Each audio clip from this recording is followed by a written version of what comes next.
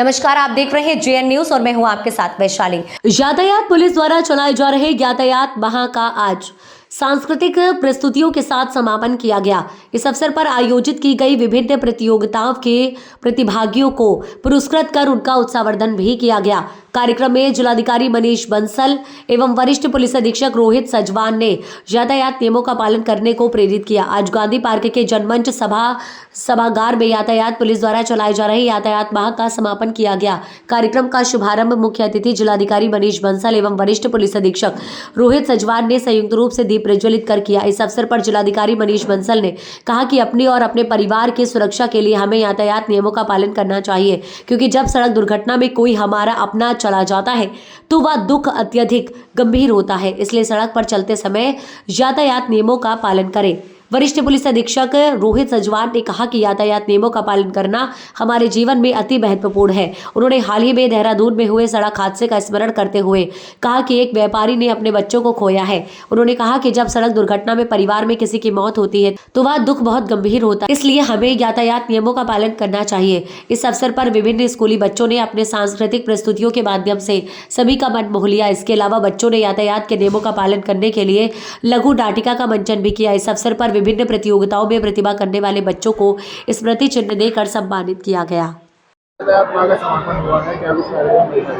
देखिए, ये माह नवंबर में प्रत्येक वर्ष यातायात माह का आयोजन किया जाता है। इसी क्रम में सहारनपुर में ये 1 नवंबर से कार्रवाई शुरू हुई और आज इसका 30 तारीख को समापन है। और इस यातायात माह के दौरान विभिन्न तिथियों में कई जगह जागरूकता के कार्यक्रम किए गए और साथ ही साथ प्रवर्तन की भी कार्रवाइयाँ की गई। और जिलाधिकारी महोदय, वरिष्ठ पुलिस अधीक्षक महोदय के निर्देशन में जो रोड पर ट्रैफिक जाम से संबंधित चीज़ें हैं उन पर विस्तृत रूप से चर्चा होकर के और कई जगह सुधारात्मक कदम उठाए गए हैं, जिसका कि आपको असर आने वाले 15 से 20 दिनों में या महीने भर में दिखाई पड़ेगा।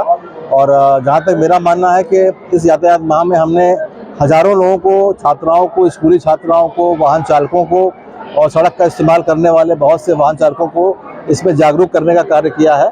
और इससे न केवल आगे आने वाले समय में दुर्घटना में कमी होने की मुझे पूरी संभावना है, साथ ही साथ लोगों की जीवन रक्षा भी इसी तहत हो सकेगी।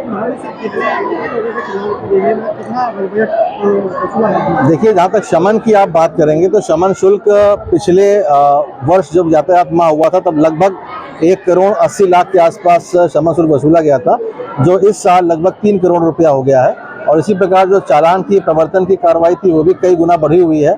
और इसके साथ साथ जो जागरूकता के कार्यक्रम में लोगों का प्रतिभाग किया जाना था वो भी पिछले वर्ष से काफ़ी बढ़ा हुआ है। तो हम ये कह सकते हैं कि जागरूकता के साथ साथ प्रवर्तन दोनों ही कार्रवाई में इजाफा हुआ है, ताकि आने वाले समय में दुर्घटनाओं पर प्रभावी अंकुश लगाया जा सके।